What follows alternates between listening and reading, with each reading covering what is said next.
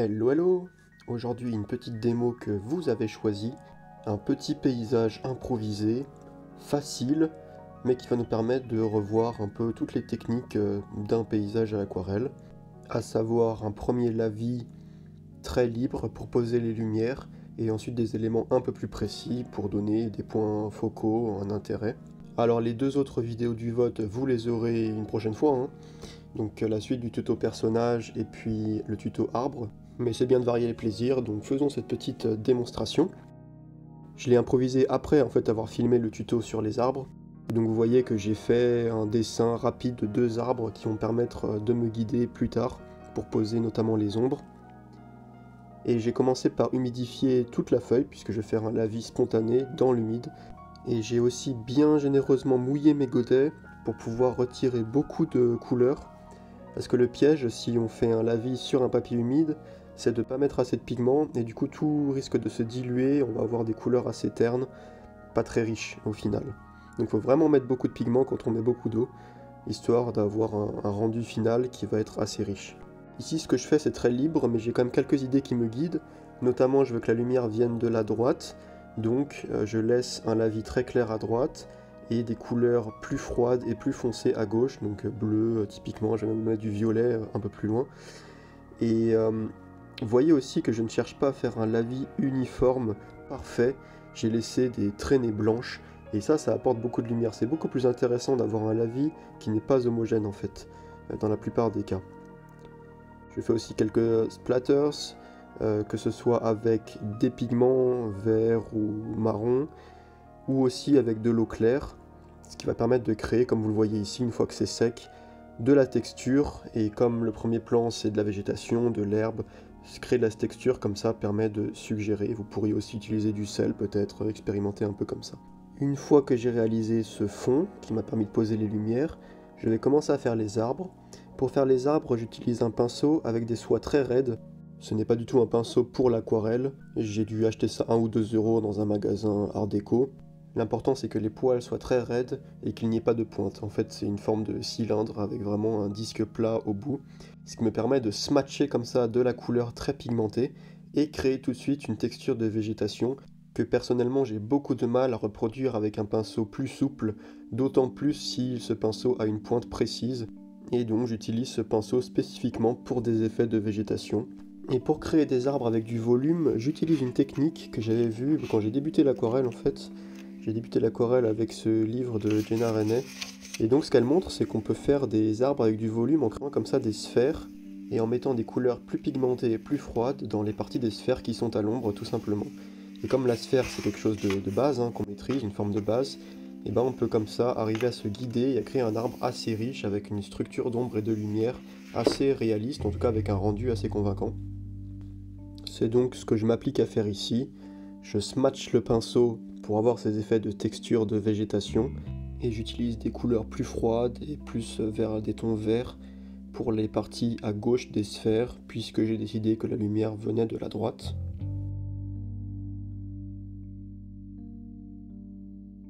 Je fais aussi attention à ce que l'arbre à droite soit globalement plus clair que l'arbre à gauche, puisque l'arbre à droite est dans la partie dans la lumière, et donc le faire plus clair et moins défini fait comme un effet un peu d'éblouissement et va encore renforcer l'impression de lumière.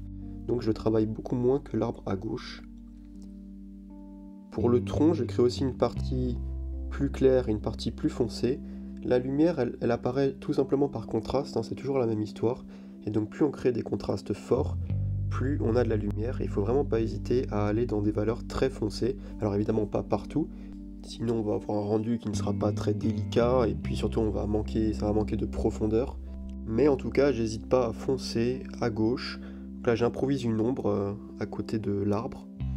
Et pour l'arbre à l'arrière-plan, je crée un tronc, encore une fois très clair, juste pour le suggérer et avoir cette impression que c'est vraiment dans la lumière et en arrière-plan.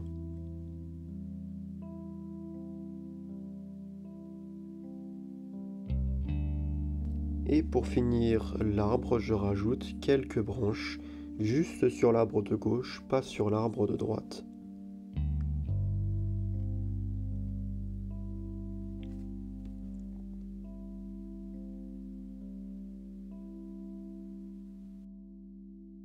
Ok, à ce stade, je sais pas vous, mais je trouve que ce petit paysage qui est déjà assez sympa manque un peu de vie. Et donc, un moyen d'apporter de la vie dans les aquarelles, bah, c'est de faire des silhouettes. Et donc, je vais vraiment appliquer la technique des silhouettes patates sur une vraie aquarelle, une démo. Alors là, je vous avoue que je suis pas serein parce que j'ai tellement fier des arbres que j'ai réussi à faire que j'ai pas envie de tout gâcher. Mais d'un autre côté, quand on fait des silhouettes patates, il faut absolument arriver à lâcher prise et les faire en quelques coups de pinceau. Donc pas le choix, faut y aller avec de la peinture assez pigmentée et si c'est raté, et bah c'est raté et je recommencerai, tant pis. Mais tout se passe assez bien, j'arrive à créer ce petit couple typiquement, j'ai juste deux taches, hein, une bleue, une rouge. Le rouge apporte une petite touche de couleur complémentaire à la tonalité générale de l'aquarelle qui est assez verte, ce qui permet de focaliser l'attention, ce qui est quand même le but, hein, puisque les personnages deviennent le sujet de l'aquarelle. Je crée une ombre, toujours important, puisque la lumière, elle apparaît avec les contrastes, avec les ombres. L'ombre est assez étalée, puisque j'ai une lumière assez chaude, donc une ambiance un peu de soirée. Et puis finalement, moi je trouvais que la composition manquait de quelque chose, que c'était un peu vide à droite. Et donc je me suis mis à improviser des brins d'herbe comme ça. Je t'avoue que je me suis fait un peu peur parce que j'ai commencé à les faire, c'est très libre, hein, et donc ils commençaient à monter très très haut. Je me dis, oh là là là là, est-ce que je suis pas en train de tout gâcher? Parce que là en plus c'est de la peinture qui est quasiment sortie du tube pour avoir un fort contraste. Et du coup, si jamais je fais un gros trait avec cette peinture en plein milieu du ciel, il n'y a rien à faire quoi, je pourrais jamais le rattraper. Mais finalement, ça va, c'était une bonne idée, je pense. En faisant un premier plan plus foncé, je vais forcer l'œil à se guider vers la lumière, donc pas au premier plan. En fait, c'est un peu paradoxal. En rajoutant quelque chose au premier plan, qui est même assez texturé, finalement, je détourne un peu plus l'attention du premier plan. J'avais montré, hein, dans une vidéo précédente comment on pouvait faire des textures d'herbe, que ce soit directement au pinceau ou en tirant les pigments avec une pointe de critérium ou un crayon. Je rajoute aussi quelques splatters pour faire un peu plus de texture, toujours en improvisant, mais bon, finalement, je trouve que ça fait un peu trop pour le coup, et ça fait bizarre, sûrement parce qu'ils sont trop foncés. Et du coup, je reviens avec de l'eau pour les diluer, ce qui les étale aussi, et finalement, je vais les transformer en petits brins d'herbe, avec une valeur plus claire que ceux au premier plan.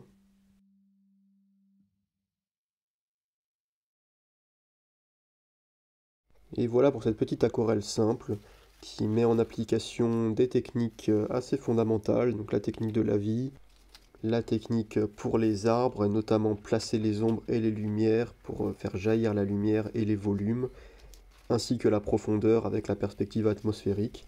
Et puis ça permet aussi de mettre en application nos petites silhouettes patates dans un vrai contexte. Et vous voyez que ici les silhouettes patates deviennent quasiment le point focal, c'est juste deux taches, enfin quelques taches qui attirent l'œil tout de suite parce qu'elles sont plus foncées.